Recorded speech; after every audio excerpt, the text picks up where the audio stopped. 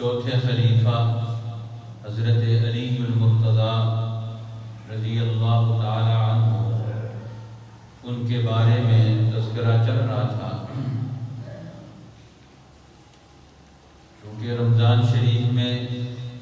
ان کی وفات ہوئی اور اس وقت بہت سارے مختلف موضوعات جو اس دور میں ضروری ہوتے ہیں ان کا تذکرہ بھی ضروری، اس لیے عید کے بعد کے ہمارے موضوعات میں سے حضرت ام المومنین عائشہ رضی اللہ تعالی عنہا اور اس کے بعد حضرت علی المرتضیٰ رضی اللہ تعالی عنہ کا تذکرہ اس اعتبار سے امت کے سامنے پیش آنا ضروری کہ انہوں نے نبی اکرم صلی اللہ علیہ وسلم کی نبوت کی محنت میں بنیادی خدمات سر انجام دی، اور عمر میں چھوٹے تھے لیکن صحابہ کرام نے ان کی دینی اور اجتماعی قربانیاں، ان کی محنتیں وہ اس قابل ہیں کہ ان کو رہتی دنیا تک یاد رکھا جائے اور ان سے رہنمائی لی جائے۔ اس لیے نبی اکرم صلی اللہ علیہ وسلم نے انہیں ہر موقع پر اپنے دینی، اجتماعی اور گھریلو کاموں میں شریک رکھا، اور ان کی صلاحیتوں سے امت نے بھی، انسانوں نے بھی لمبے عرصے تک فیض اٹھایا کہ انہوں نے نبی اکرم صلی اللہ علیہ وسلم کے زمانے آپ کا ساتھ دیا، اور پھر حضرت علی رضی اللہ تعالیٰ عنہ نے خلافت صدیقی میں حضرت ابو بکر صدیق رضی اللہ تعالیٰ عنہ کے زمانے میں جتنی مشکلات امت کو پیش آئیں، ان سب مشکلات میں بھی انہوں نے بھرپور ساتھ دیا خلیفہ رسول اللہ صلی اللہ علیہ وسلم۔ اور انہوں نے ایک دفعہ تو ابتدائی، کیونکہ پہلی بیعت اچانک ہوئی، دوسری بیعت حضرت علی رضی اللہ تعالیٰ عنہ نے پھر کی، اور پھر کچھ لوگوں کو شک گزرا تو 6 مہینے بعد انہوں نے مجمع عام میں جمعے کے دن سب کے سامنے پھر خلیفہ وقت کی بیعت کی۔ تو اس طرح وہ اجتماعی کاموں میں حضرت ابو بکر صدیق رضی اللہ تعالیٰ عنہ کے زمانے خلافت سارے کاموں میں شامل رہے، اور پھر 8 سالہ دور حضرت عمر بن الخطاب رضی اللہ تعالیٰ عنہ کا، اس میں بھی وہ دین کے ان سارے کاموں میں ساتھ شامل رہے۔ حضرت ابو بکر کی مجلس شورا کا بھی حصہ تھے، حضرت عمر کی مجلس شورا کا بھی حصہ تھے، حضرت عثمان کی مجلس شورا کا بھی حصہ تھے۔ ان سارے ادوار میں جتنے اجتماعی فیصلے ہوتے تھے، ان سارے فیصلوں میں حضرت علی رضی اللہ تعالیٰ عنہ ان کی علمی خدمات، ان کی علمی آراء، ان کی خدمات کو ہمیشہ ساتھ شامل رکھا گیا، اور ان سے ہر موقع پر ان کی رائے لی گئی، ان کو ساتھ شامل رکھا گیا۔ اس لیے حضرت علی رضی اللہ تعالیٰ عنہ وہ خود بھی فرمایا کرتے تھے کہ انہوں نے نبی اکرم صلی اللہ علیہ وسلم سے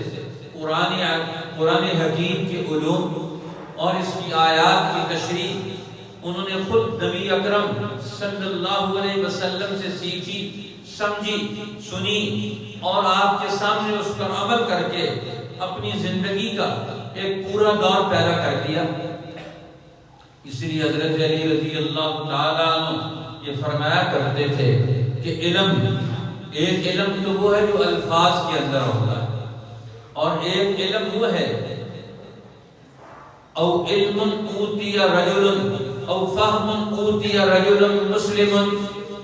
وہ ایک سمجھ ہے، بصیرت جو ایک مسلمان شخص کو اہل اللہ کی صحبت سے اور اللہ کے نبی کے علوم کے ماہرین کی صحبت سے اسے جو ایک ذوق سلیم ملتا ہے، ایک خاص اللہ جل شانہ اسے فہم عطا فرماتے ہیں۔ او فہم اوتی رجل مسلم، یہ بھی ایک علم ہے۔ قرآن میں بھی کچھ باتیں آئی ہیں، احادیث میں رسول اللہ نے بھی باتیں بیان فرمائی ہیں۔ اسی طرح ان علوم میں اپنی زندگی بسر کرنے والے، اپنی زندگی کا اوڑھنا بچھونا ان علوم نبوت کو بنانے والے لوگ، ان کی صحبت میں جو آدمی مستقل رہتا ہے تو اس کو بھی اللہ جل شانہ بہت اونچا ذوق عطا فرما دیتے ہیں، اس کا فہم پیدا ہو جاتا ہے، بصیرت پیدا ہو جاتی ہے، اس کی ایک دینی اور علمی رائے پیدا ہو جاتی ہے۔ اب حجۃ الوداع میں نبی اکرم صلی اللہ علیہ وسلم کے ساتھ حضرت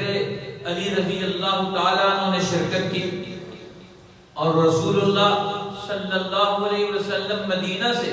احرام باندھ کر تشریف لائے، اور حضرت علی رضی اللہ تعالیٰ عنہ یمن سے احرام باندھ کر آئے۔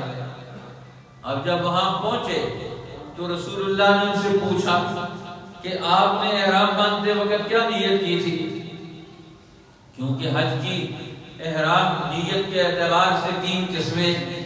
ایک صرف حج کی نیت کی جائے جسے حج افراد کہا جاتا ہے، احرام باندھنے سے پہلے یہ نیت کی جائے کہ میں صرف حج کا احرام باندھ رہا ہوں، اور یہ عموماً اس وقت ہوتا ہے کہ آپ آخری دنوں میں حج کے لیے جا رہے ہیں، اس وقت حج افراد کی نیت کر لیں۔ اس حج والے پر صرف فرق یہ آتا ہے، اس پر دم شکر واجب نہیں۔ دوسری حج کی قسم ہے حج تمتع، کہ آپ پہلے عمرہ کر لیں، احرام باندھیں عمرے کا، اپنی میقات سے عمرے کا احرام باندھیں، اور پھر یہ عمرے کا احرام یہ حج کے مہینے میں ہو۔ جس طرح چاند طلوع ہوتا ہے عید الفطر کا، شوال کا چاند، یہ اشہر الحج میں سے ہے، اس وقت اجازت ہوتی ہے کہ حجاج کرام یہ ان کا میقات زمانی شروع ہو جاتا ہے کہ اس وقت یہاں وہ حج کی نیت کر سکتے ہیں، احرام باندھ سکتے ہیں۔ تو یہ میقات زمانی اشہر الحج ہے، اور میقات مکانی وہ بیت اللہ اور مکہ مکرمہ کے قرب و جوار میں دور دراز تک اس کی نوعیت متعین ہے، جس کو نبی اکرم صلی اللہ علیہ وسلم نے خود متعین کیا کہ مدینہ والے مدینہ سے باہر نکلیں گے تو آبار عریس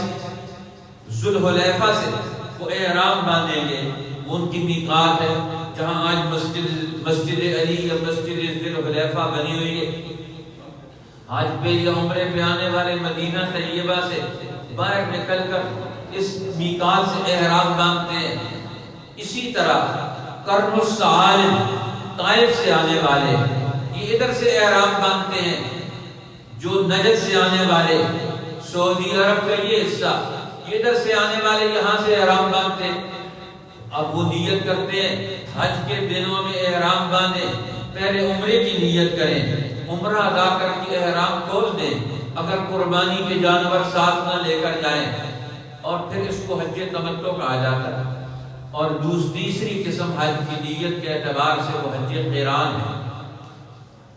کہ ایک ہی احرام میں پہلے عمرہ کریں گے اور پھر اسی احرام کو کھولے بغیر حج کریں گے۔ یہ حج قران ہے، دونوں کو ملا دینا۔ اب یہ مشقت والا یہ احرام ہے، اس کا اجر بھی ڈبل ہے، ثواب بھی ڈبل ہے۔ تو نبی پاک صلی اللہ علیہ وسلم نے حج قران کی نیت کی تھی، اے اللہ میں عمرے اور حج دونوں کے احرام کی نیت کرتا ہوں۔ لبیک بحجۃ و عمرۃ،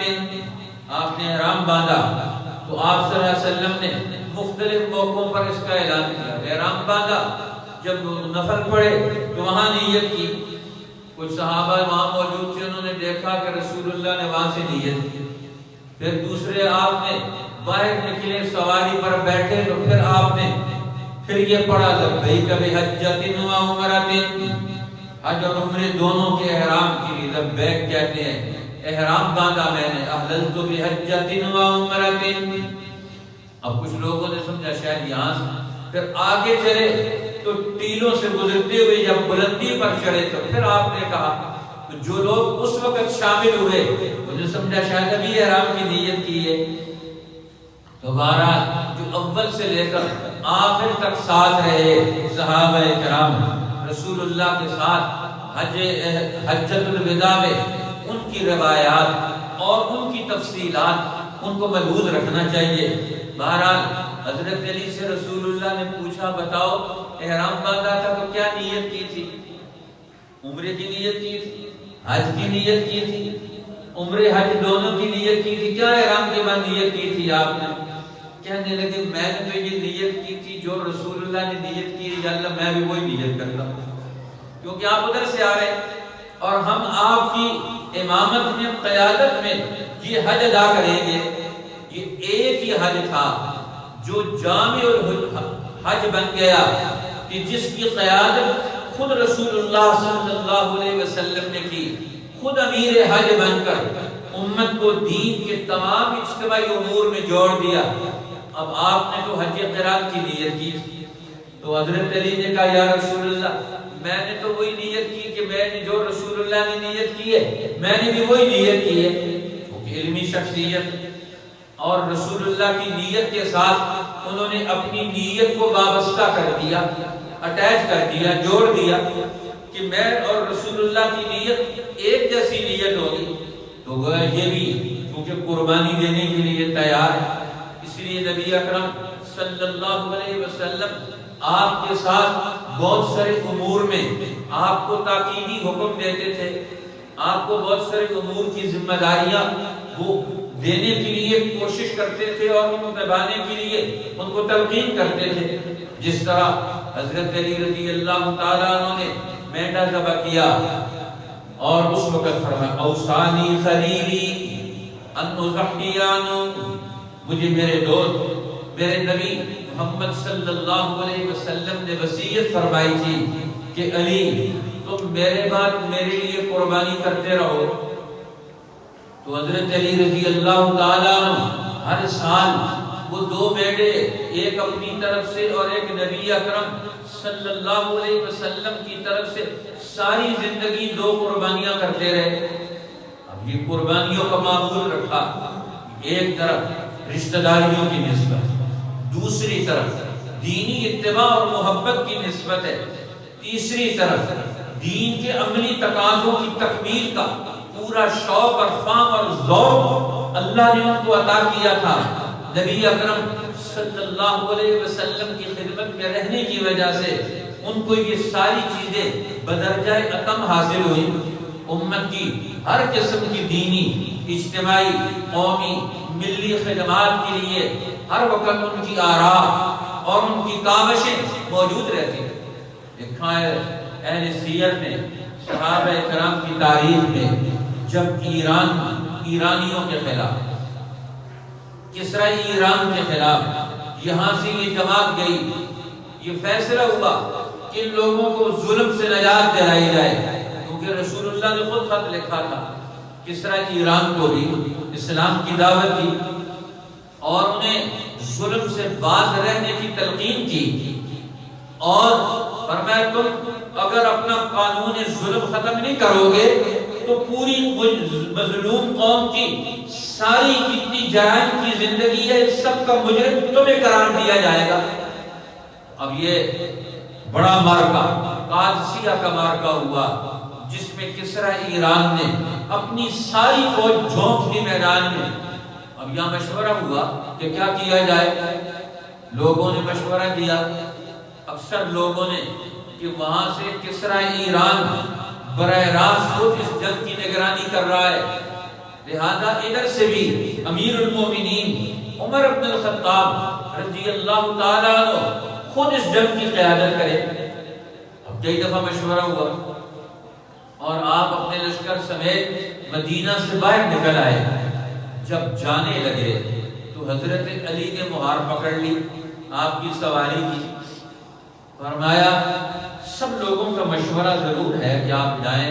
لیکن میرا مشورہ یہ نہیں ہے کہ آپ اس جنگ میں براہ راست وہاں شامل ہوں۔ اس لیے کہنے لگے واللہ اللہ کی قسم اگر آپ اس جنگ میں چلے گئے لا یکون بعدک للاسلام نظام، پھر اسلام کو منظم طور پر چلانے والی کوئی تدبیر ہماری کارگر نہیں ہوگی۔ ابھی حضرت علی کی رائے، اور اگر آپ اس جنگ میں کام آ گئے، جنگ میں اللہ تعالیٰ کوئی امتحان بھی لے سکتا ہے، جنگ میں فتح بھی ہے، جنگ میں شکست بھی ہے۔ مسلمان کی شکست نہیں ہوتی، وہ تو شہادت ہر صورت میں۔ فرمانے لگے اللہ کی قسم اگر اس جنگ میں آپ کام آ جائے، لا یکون بعدک للاسلام نظام، آپ کے بعد پھر اسلام کو سنبھالنے والا، اس پوری امت کی اجتماعی نظام کو ترتیب اور دینے والا، قائم رکھنے والا، بطور سسٹم اور نظام کے، خلافت اور سیاست کے، معیشت کے، اس کو دنیا میں غالب رکھنے والا یہ کوئی بھی نہیں ہوگا۔ اس لیے آپ مدینہ میں بیٹھ کر جنگ لڑوائیں، وہاں کسی کو اپنا نائب بنائیں، اس کے لیے جتنے انتظامات کی ضرورت ہے یہاں سے بیٹھ کر وہ انتظامات کریں۔ اب حضرت علی رضی اللہ تعالیٰ عنہ، یہ بھی چونکہ عشرہ مبشرہ لوگوں میں سے جن کو رسول اللہ نے خود جنت کی بشارت دی، جن کی رائے درست رائے ہوتی، جو اپنی نفسانی خواہشات، ذاتی مقاصد سے، ذاتی مفادات کو مد نظر رکھ کر وہ کبھی بھی رائے نہیں دیتے، وہ علمی رائے دیتے ہیں، وہ دینی رائے دیتے ہیں، وہ حق پر مبنی رائے دیتے ہیں۔ اس لیے حضرت عمر رضی اللہ تعالیٰ عنہ واپس آ گئے اور یہ فیصلہ ہوا کہ جنگ خود لڑوائیں گے، لیکن مدینہ میں بیٹھ کر جنگ کا سارا نقشہ حضرت عمر نے تیار کروایا مدینہ میں بیٹھ کر۔ اس جنگ کے سارے امیر لشکر تو حضرت سعد بن ابی وقاص، وہ بھی اس عشرہ مبشرہ لوگوں میں سے جلیل القدر صحابی، صابر السبع فی الاسلام، وہ فرماتے ہیں میں 7ویں نمبر پر اسلام میں آیا اور میں نے اسلام قبول کیا، اس لیے اللہ نے ان کو بہت بڑا ملکہ دیا ہوا تھا۔ لیکن عجیب بات تھی کہ جنگ کے دنوں میں وہ بیمار تھے اور شدید بیمار تھے، چل نہیں سکتے، ان کی ٹانگ میں درد تھا، ارکم نثار، چل پھر نہیں سکتے۔ آج کل تو ہم تھوڑے سے بیمار ہوتے ہیں تو سارے کام موقوف ہو جاتے ہیں، سب بیماری کی حالت میں ہیں، لیکن ان کو امیر لشکر بنایا گیا اور اس مصیبت کے وقت میں بھی، تکلیف کے وقت میں بھی، این اس مصیبت اور درد اور تکلیف میں میدان جنگ میں ہے، اور انہوں نے اپنا عریش بنوایا، چھپر بنوایا، اوپر بیٹھ کر دیکھ رہے ہیں سارے کاموں کو، اور نیچے سے قاصدوں کا تانتا بنوایا ہوا ہے، کتار بنوائی ہوئی ہے، ایک قاصد پیغام لے کر جاتا ہے لشکروں کے پاس، دوسرا وہاں سے پیغام لے کر آتا ہے، اوپر سے دیکھ رہے ہیں اور ہر ایک کو قلب لشکر یہ ہے، دائیں طرف یہ ہے، بائیں طرف یہ ہے، پیچھے کیا ہو رہا ہے، آگے میدان میں کیا ہو رہا ہے، دشمن کیا کر رہا ہے، اب کس نے آگے بڑھنا ہے، کس نے پیچھے جانا ہے، کس نے کیسے حملہ آور ہونا ہے۔ اور فرمایا جنگ کا پورا نقشہ سعد بن ابی وقاص حضرت عمر نے لکھ کر بھیجا، سفلیہ قادسیہ کی جنگ کا پورا نقشہ اس طرح تیار کر کے کاغذ پر لکھ کر بھیجو گویا کہ میں وہاں سامنے موجود ہوں۔ پھر فیصلہ کیا ان کے لیے آپ نے ایسے ایسے جنگ لڑوانی، اور پھر جو ضرورت پیش آئے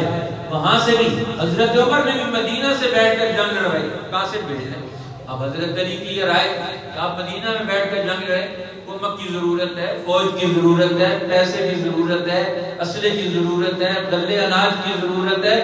جنگ صرف تلوار سے لڑنے کا نام تو نہیں، جنگ میدان میں اترنے والے لوگوں کی ساری قسم کی ضرورتوں کی تکمیل کا نام ہے۔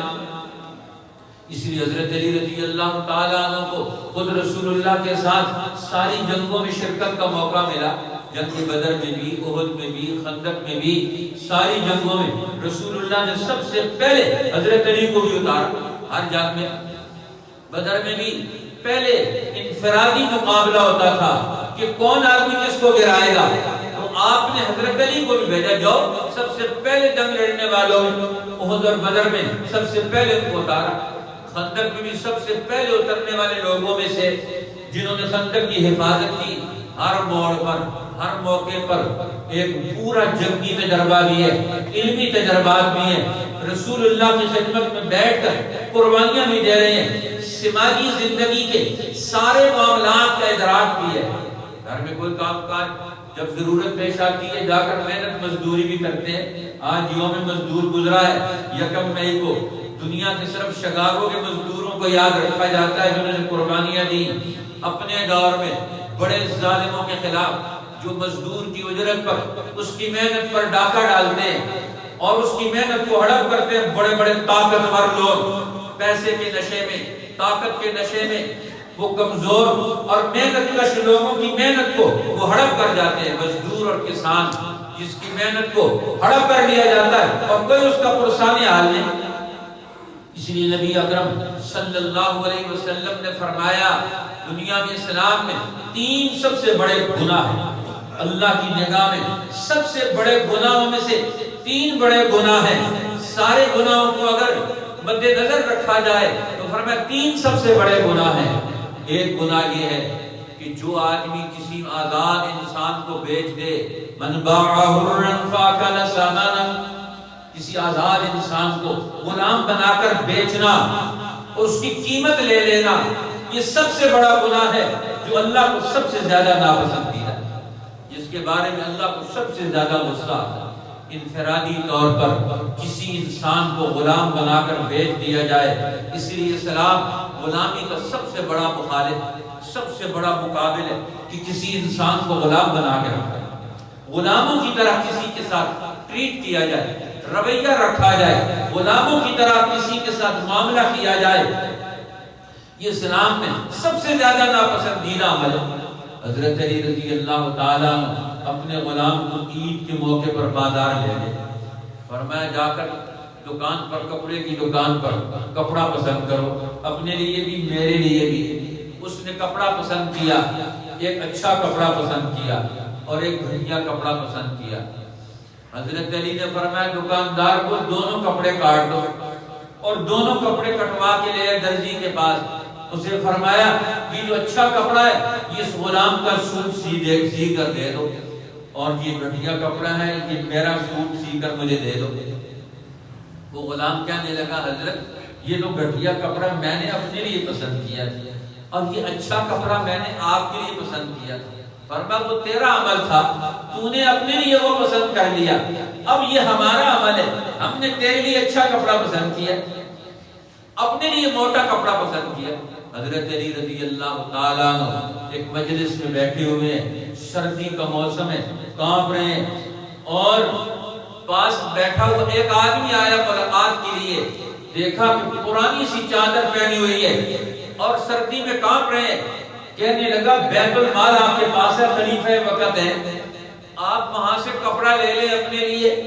پر میں میرے لیے مسلمانوں کے بیت المال سے صرف اتنی چیز کی گنجائش ہے، اتنی چیز کی ضرورت ہے، یہ مسلمانوں کا بیت المال ہے، میرا بیت المال نہیں، اس لیے جو میرا حصہ بنتا ہے میں اس سے صرف اتنی چیزیں لے سکتا ہوں۔ اب وہ موٹا جو کپڑا پہنتے ہیں اور انتہائی کم درجے کا کپڑا پہنتے ہیں اور تھوڑا سا کھانا کھاتے ہیں، سادہ کھانا کھاتے ہیں۔ رات پہنچے، کوفہ کو دارالحکومت بنایا، وہاں پہنچے تو لوگ رنگ برنگ کھانے کھاتے تھے، آپ کے سامنے فالودہ پیش کیا گیا، انہوں نے کہا اس کا رنگ تو بڑا خوبصورت ہے، اس کا ذائقہ بھی بہت خوبصورت ہوگا، بہت کچھ ذائقہ ہوگا۔ انہوں نے کہا ہاں امیر المومنین، اس کا رنگ بھی خوبصورت ہے اور اس کا ٹیسٹ بھی بہت خوبصورت ہے، بہت کچھ ذائقہ ہے۔ فرمایا میں نے اپنے آپ کو کبھی خوش ذائقہ چیزوں کا عادی نہیں بنایا، ہم تو سادہ کھانا کھاتے ہیں اور سادہ پہنتے ہیں، موٹا جوتا کھاتے پہنتے ہیں، اس لیے ہم نے تو اپنے آپ کو اس کا عادی بنایا ہوا ہے، اس کو کھا کے لے جاؤ کسی اور کو دے دو۔ میں اپنے نفس کی عادت نہیں بدلنا چاہتا، یہ ایسے لذیذ کھانے کھا کر میں اپنے نفس کو موٹا نہیں کرنا چاہتا، کھا کے لے جاؤ اس کو۔ ایک اپنے گورنر کو بلایا اور اس کے بلا کر اسے پوچھا کہ تمہارے دسترخوان پر کتنے قسم کے سالن ہوتے ہیں؟ اس نے کہا 2-3 قسم کے سالن ہوتے ہیں۔ اور میں آئندہ صرف ایک سالن اپنے دسترخوان پر رکھنا ہے تمہیں، گورنر لوگ، حکمران لوگ، امت کے عمراء اور خلفاء، اور میں انہوں نے جو معیار بنانا ہے، سادگی کا معیار اوپر سے نیچے آئے گا، نیچے سے اوپر نہیں جاتا۔ اور میں اپنے دسترخوان پر ایک کھانا کھاؤ، ایک کھانے سے بھی تمہاری ضرورت پوری ہو جاتی ہے، تم لوگوں کے لیے کوئی مصیبت اور وبال جان بنتے ہو۔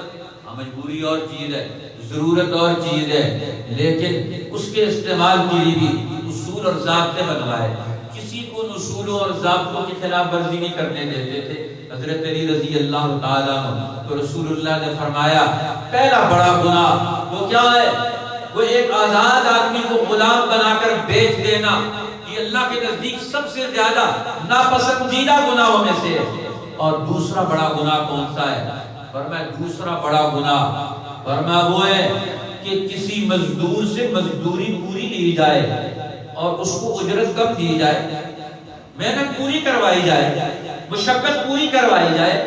اور اس کی مشقت کے بعد اس کو اجرت کم دی جائے۔ مزدور کو کم اجرت دینا اسلام میں سب سے زیادہ ناپسندیدہ عمل ہے۔ آج مسلمان ملکوں میں کیا حال ہے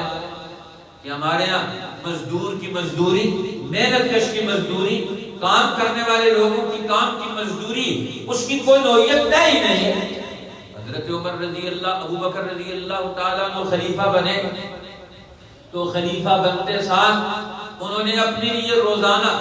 ان کی زندگی گزارنے کے لیے جو تنخواہ مقرر ہوئی بیت المال سے، تو انہوں نے بیت المال سے مزدوری خلافت کے لیے جو متعین ہوئی، انہوں نے کہا ایک عرب کے عام مزدور محنت کش کی جتنی ضرورت ہے اس کے مطابق خلیفہ وقت کی ضرورت اور اس کی تنخواہ مقرر کی جائے، جتنا اس کو تنخواہ ملتی ہے ایک مزدور کو اس کے مطابق خلیفہ وقت کی تنخواہ متعین کی جائے۔ تو انہوں نے کہا، کسی نے کہا امیر المومنین آپ کا گزارا تو اتنی تنخواہ میں کیسے ہوگا، آپ تو خلیفہ وقت ہیں، آپ کا گزارا کیسے ہوگا؟ انہوں نے کہا جیسے مزدور کا گزارا ہوگا میرا بھی گزارا ہو جائے۔ انہوں نے کہا اس کا گزارا نہیں ہوگا تو میں پہلے اس کی تنخواہ میں اضافہ کروں گا۔ آج پاکستان کی قومی اسمبلیوں میں سب سے زیادہ پیسے اکٹھے کرنے والے، سب سے زیادہ تنخواہیں وصول کرنے والے، سب سے زیادہ مراعات لینے والے، سب سے کم کام کرنے والے، قوم کی خدمات کا فریضہ سر انجام دینے والے جتنے بڑے بڑے افسران اور اسمبلیوں کے ممبران ہیں، سب سے زیادہ قوم کا پیسہ ان پر خرچ ہوتا ہے اور قوم کا بینیفٹ واپس کیا ملتا ہے؟ کچھ بھی نہیں۔ اپنے ان کے بل سارے مشترکہ طور پر فوری طور پر اتفاق رائے سے پاس ہوتے ہیں، لیکن قوم کا بل اس پر لڑائی ہوتی ہے اپوزیشن کی اور برسر اقتدار طبقوں کی، قوم کے کھاتوں میں بل وہ پاس ہی نہیں ہوتا۔ تو حضرت ابو بکر نے فرمایا کہ مزدور کی تنخواہ پہلے بڑھائی جائے گی، اگر اس کا کام نہیں چلتا، اس کے گھر کا چولہا نہیں جلتا تو پہلے اس کی تنخواہ بڑھائی جائے گی اور پھر بعد میں خلیفہ وقت کی اوپر والوں کی تنخواہ بڑھائی جائے گی۔ اسلام دنیا میں محنت کشوں کا اور ان کے حقوق کا سب سے بڑا محافظ بن کر آیا۔ حضرت علی رضی اللہ تعالیٰ عنہ مزدوری کرنے کے لیے جاتے مدینہ میں جا کر اپنے گھر کے لیے باقی وقت جو ملتا ہے امت اور قوم اور دین کی ضرورت پر خرچ کرتے ہیں، جتنی ضرورت ہوتی ہے اتنی مزدوری جا کر لیتے۔ اب گئے اور جا کر ایک یہودی کے باغ میں پورا دن پانی لگایا، پانی لگا کر اس سے 2 مٹھی کھجوروں کی مزدوری طے کی کہ 2 مٹھی کھجوروں کی تو مجھے دے گا، میں تیرے سارے باغ کو پانی لگاؤں گا۔ حضرت علی مزدوری کر رہے ہیں سارا دن۔ آج ہمارے یہاں کہتے ہیں لوگ مزدوری کر رہے ہیں، قوم کا کھاتا بیڑا غرق ہو گیا، قرضے لے کر قوم کے کھاتے میں، مہنگائی قوم کے کھاتے میں، تعلیم قوم کی مہنگی، علاج قوم کا مہنگا، آج مصیبتیں ساری قوم کے سر، آج سارے طبقے قوم کے کھاتے میں پلتے ہیں، لیکن قوم کو واپس کیا ملتا؟ حضرت علی رضی اللہ تعالیٰ عنہ ایک یہودی کے باغ میں جا کر سارا دن پانی کے ڈول نکالتے ہیں، مزدوری کرتے ہیں، محنت اور مشقت کرتے ہیں اور واپس کھجوریں لے کر آتے ہیں اور کھجوریں گھر میں بھی لے کر آتے ہیں اور آ کر رسول اللہ کی خدمت میں پیش کرتے ہیں، یا رسول اللہ آج یہ مزدوری لے کر آئے، آج یہ محنت کر کے آج کے دن کا گزارا کرنے کے لیے ہمارے لیے کافی ہے۔ اب یہ محنت اور مشقت کر کے باقی سارا وقت وہ دین حق کے لیے صرف کرتے ہیں، رسول اللہ کی خدمت میں گزارتے ہیں، امت کی ضرورتوں اور تقاضوں پر خرچ کرتے ہیں، جب ضرورت پیش آتی ہے پھر محنت اور مزدوری کرنے چلے جاتے ہیں۔ اس لیے یہ ہمارے خلفاء بھی رہے ہیں، امت کے بڑے لوگ رہے ہیں، لیکن محنت کش اور مزدوری کر کے اپنے ہاتھ سے کما کر کھاتے تھے۔ اس لیے یہ تو اللہ والوں کی پہچان، اس لیے فرمایا نبی اکرم صلی اللہ علیہ وسلم نے، کان نبی اللہ داؤد یأکل من عمل یدیہ، اللہ کے نبی داؤد علیہ السلام اپنے ہاتھ کی محنت کر کے مزدوری کر کے کما کے کھاتے تھے۔ مشقت کر کے کما کے کھاتے تھے۔ امام غزالی نے حدیث نقل کی، امت میں جو بڑے بڑے اولیاء اللہ ابدال کی منصب پر فائز ہوتے ہیں، ان کی پہچانوں میں سے ایک پہچان یہ بھی ہے کہ وہ ہمیشہ محنت مشقت کر کے اپنی روزی کماتے ہیں، مفت کی نہیں کھاتے، محنت مشقت کر کے کھاتے ہیں۔ آج ہر آدمی کہتا ہے مجھے مفت میں مل جائے، کوئی کام نہ کرنا۔ آج مسلمانوں کو الٹا مزاج بنا۔ حضرت علی رضی اللہ تعالیٰ عنہ ایک آدمی کو دیکھا کہ وہ اس کو اللہ نے بہت سارے وسائل نعمتیں دی ہوئی ہیں، کمبل ٹاٹ پہنا ہوا ہے اور تھوڑا سا کھانا کھا رہا ہے، فرمایا اللہ کے بندے اللہ کی نعمتوں کو استعمال کر، کہ تو نے کپڑا ٹاٹ کا کیوں پہنا ہوا ہے، صحیح کپڑے پہن اور صحیح کھانا کھا۔ کہنے لگا آپ مجھے کہتے ہیں کہ ٹاٹ کا کپڑا نہ پہنوں صحیح کھانا کھاؤں، آپ خود کیوں نہیں کھاتے پیتے؟ وہ صحیح کپڑا پہن لے اور خود اپنا آپ کھانا پینے کا معیار بدل دیں۔ اور میں تم ہمارا کیا مقابلہ کر سکتے ہو، ہم تو امراء اور خلفاء میں سے، ہم نے تو امت کے لیے سادگی کا معیار قائم کرنا ہے، ہم نے اپنے نفس کو کنٹرول کرنا ہے، اس لیے ہمارا معیار دوسرا ہے اور تم اپنا معیار اپنی صحت کے مطابق، اپنی شان کے مطابق، اللہ کی دی ہوئی نعمت کے مطابق اس کو استعمال کرو۔ حضرت علی رضی اللہ تعالیٰ عنہ اپنے دور کی سماجیات کو، زندگی کو، لوگوں کی عادات کو، ان کے مسائل کو، ان کی پریشانیوں کو، ان سب چیزوں کو جانتے ہیں۔ انہوں نے کیا کام کرنے، کیسے کام کرنے، ہر بارے میں درست رائے دیتے ہیں۔ خلافت کے منصب پر بھی فائز ہیں، وہ جج کے منصب پر بھی فائز ہیں، وہ معلم انسانیت کے منصب پر بھی فائز ہیں،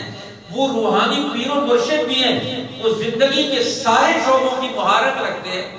رسول اللہ صلی اللہ علیہ وسلم کے دینی علوم اور نسبتوں کو امت میں منتقل کرنے والے، قائم کرنے والے، دین کے ہر شعبے کے نمائندے، وہ سیاست کے نمائندے، وہ معاشی امور کی نمائندے بھی، وہ اخلاقی امور کی نمائندگی بھی کرتے ہیں، وہ قوموں کی اجتماعی اور انفرادی مسائل کی نمائندگی بھی کرتے ہیں، پورے دین کے نمائندے۔ اس لیے اللہ تعالیٰ نے ان سے امت کے لیے بہت بڑے بڑے کارنامے، دین حق کی خدمات کے اعتبار سے لیے، تاریخ ان اوراق سے بھری ہوئی۔ لیکن حضرت علی رضی اللہ تعالیٰ عنہ کو رسول اللہ نے ایک اور بات بھی فرمائی، فرمایا علی تجھ سے حد سے زیادہ محبت رکھنے والے تجھے تیرے مقام سے بڑھا کر کسی اور کے مقام تک پہنچانے والے وہ بھی جہنم میں جائیں گے، گمراہ ہوں گے۔ جو حضرت علی کو رسول اللہ کا صحابی اور آپ کے اہل بیت کا فرد بنانے کے بجائے نبوت کے منصب پر کھڑا کر دیں، الوہیت کے منصب پر کھڑا کر دیں، فرمایا وہ بھی گمراہ ہو گئے۔ اور فرمایا جو تیری دشمنی کرے گا وہ بھی جہنم میں جائے گا، جو تیرے مقابلے میں آئے گا، تیری نفرت رکھے گا دل میں، وہ بھی جہنم میں جائے گا۔